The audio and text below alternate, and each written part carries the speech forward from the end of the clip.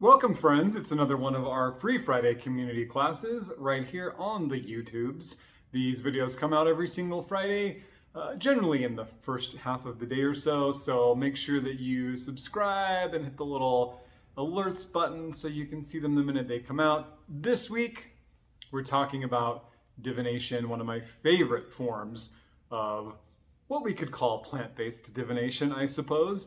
And this particular style I'm going to teach you is based very loosely on the ancient Greek practice of Kledonism or Kledon, in which folks on their way to the agora, the marketplace, would stop at the entrance and make a small offering or devotional gesture to the god Hermes, who rules communication and liminality and spaces between and commerce and trade and things moving from one place to a different place.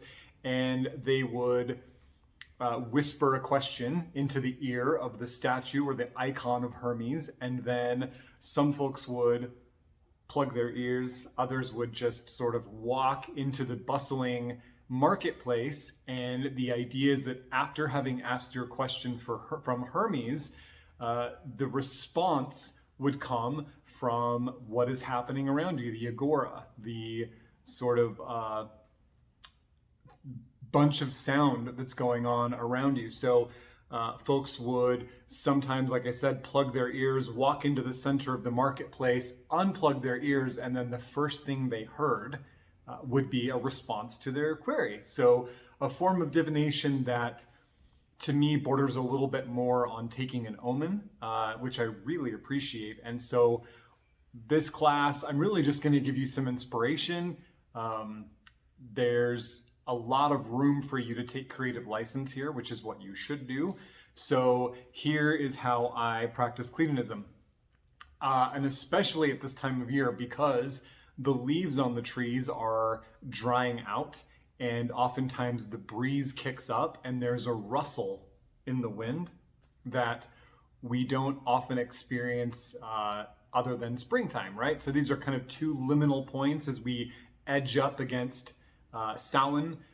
We're kind of in this liminality point where the veil is thin and it's easier for us to reach in to the wholeness of things and to receive messages from our kindred. So what I like to do is go find a nice tree that I can feel, relaxed and comfortable to close my eyes and lay down and really get into a vulnerable place.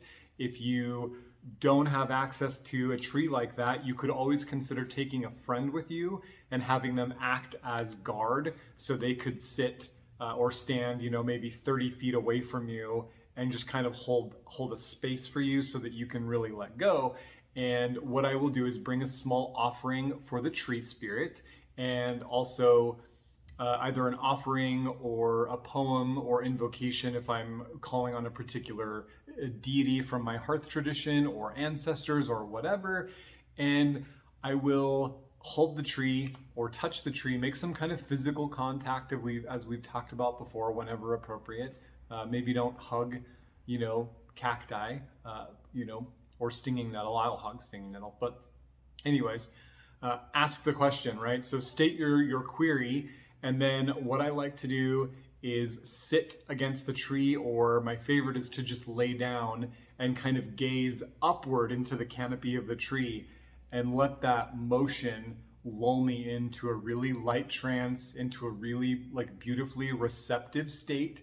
And basically you are allowing the tree to whisper to you, right? And so you may hear actual words kind of being whispered in the rustling of the wind. If that's you, that's very cool. That's not me. I don't have it that clear. For me, it's more that the whisper of those rustling leaves brings a feeling. It brings an energy or a download or some some inspiration, right? So I'm not necessarily hearing the trees whisper, Josh, get your shit together, or whatever. It's more like suddenly I'm inspired towards something, or something kind of really left of center pops into my mind, and I'm like, oh, that's a really interesting thing, kind of out of nowhere. Or again, a feeling. Sometimes it's a body sensation. Sometimes it's an emotional cascade.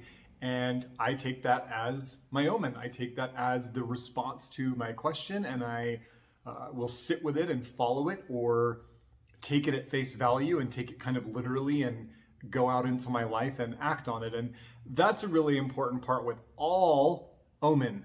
Anytime we ask any of our kindred spirits, the plants, animal spirits, ancestors, deities, whatever, to give us omen, and we don't act on the omen, this is very much a taboo, very much an offense. So do your best. They remember that the spirits tell their friends that if you're serious and you take it seriously, your ability to receive, interpret, and act on omen will get tonified. It will get stronger over time. And the spirits will say, hey, that's somebody who takes all of the blessings that we give them, all of the information, the response, the dream, whatever, and they do something with it. So let's keep giving them more, right? You are, by acting on omen, you are participating in the cycle of sacred reciprocity, that a gift has been given to you and you take that gift seriously. Rather than this kind of dismissive thank yous, and we see this a lot in Celtic fairy faith lore, that to say thank you to a spirit is very dismissive, that a spirit would rather you unpack the specifics of why you're grateful, and more importantly, act like it, like embody it. It's more, paganism in general is orthopraxic. It's more about what we do than what we think or what we believe. So there you go.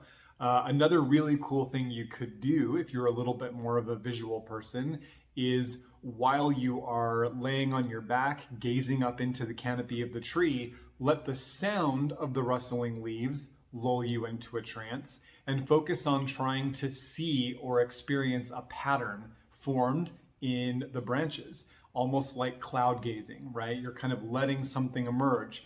And this is really interesting for folks who have ever dabbled or have been students of the Greek god Ogma and studied the oem. You will notice when you do this that those shapes that emerge are very oem like, right? That you have the central axis of the tree and then the branches sticking out, which mimic how the oem look, which to me is very much the inspiration of oem. Maybe why intuitively we call oem a tree divination or a tree script when it is in fact not that. It is much more than trees. Tree is just one aspect of what can be ascribed to oem, but maybe it's because the shapes themselves were inspired by the growth of trees. So something to think about. So if you're more auditory or more sensory based, let the swaying of the branches visually lull you into a trance and let the sound wash over you. If you're more visual, let the sound lull you into a trance and then attach visually to the canopy. So if you have any experiences with this, if you want to talk about it, if you have played with other forms of plant centered forms of divination, I would love to hear about it in the comments below. If you want to get access to our advanced classes and all of the courses and all kinds of plant sorcery and pagany good stuff, come over and hang out with us on Patreon.